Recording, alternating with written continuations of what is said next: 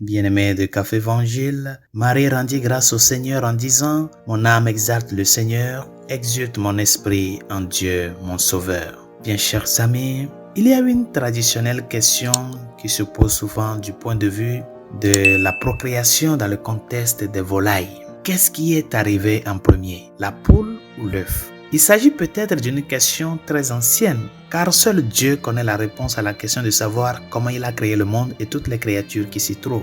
Aujourd'hui, cette première ligne du glorieux chant de louange de notre Sainte Mère, le Magnificat, nous pose une autre question. Qu'est-ce qui vient en premier, louer Dieu ou se réjouir en lui? Peut-être ne vous êtes-vous jamais posé cette question, mais il vaut la peine de réfléchir à la fois à la question et à la réponse. La première ligne du chant de louange de Marie identifie deux actions qui se déroulent en elle. Elle proclame et elle se réjouit. Pensez à ces deux expériences intérieures. La question peut être mieux formulée comme suit. Marie a-t-elle proclamé la grandeur de Dieu parce qu'elle était d'abord remplie de joie, ou bien a-t-elle été remplie de joie parce qu'elle a d'abord proclamé la grandeur de Dieu? La question est peut-être un peu des deux, mais l'ordre de cette ligne dans l'Écriture sainte implique qu'elle a d'abord proclamé et par conséquent a été remplie de joie. Chers amis, il ne s'agit pas d'une simple réflexion philosophique ou théorique, mais plutôt d'une réflexion très pratique qui offre un aperçu significatif de notre vie quotidienne.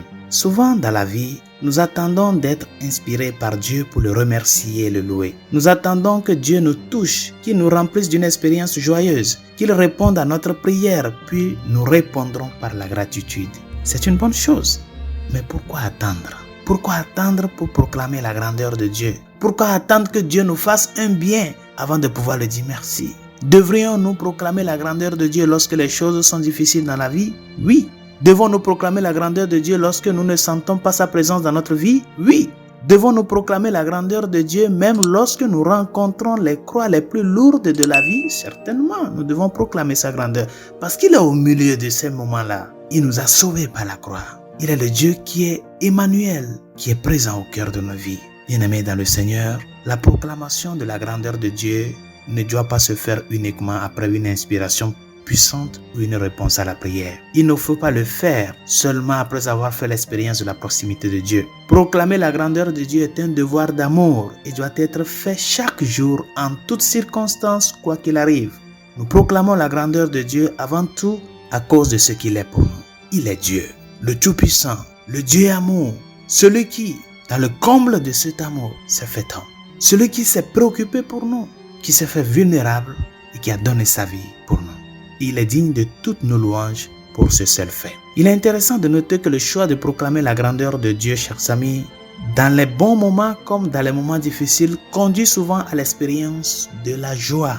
Il semble que l'esprit de Marie se soit réjoui en Dieu son Sauveur, principalement parce qu'elle a d'abord proclamé sa grandeur. La joie vient du fait que l'on sert d'abord Dieu, qu'on l'aime et qu'on lui rend l'honneur dû à son nom. Résolution de ce jour.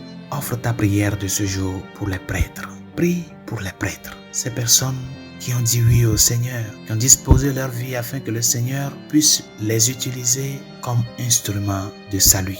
Prie pour les prêtres, afin que de la même manière que la Vierge Marie a proclamé la grandeur de Dieu en reconnaissant la toute-puissance de Dieu dans sa vie, que nous aussi, nous qui avons dit oui au Seigneur à travers le sacerdoce, nous puissions, de par notre vie de tous les jours, malgré les croix que nous rencontrons, malgré les difficultés, pouvoir proclamer la grandeur du Seigneur à travers le témoignage d'amour, le témoignage de fidélité au message du Christ, ce message qui ne change jamais, qui est vie, qui est lumière et qui est vérité. Bonne journée, Dieu vous bénisse.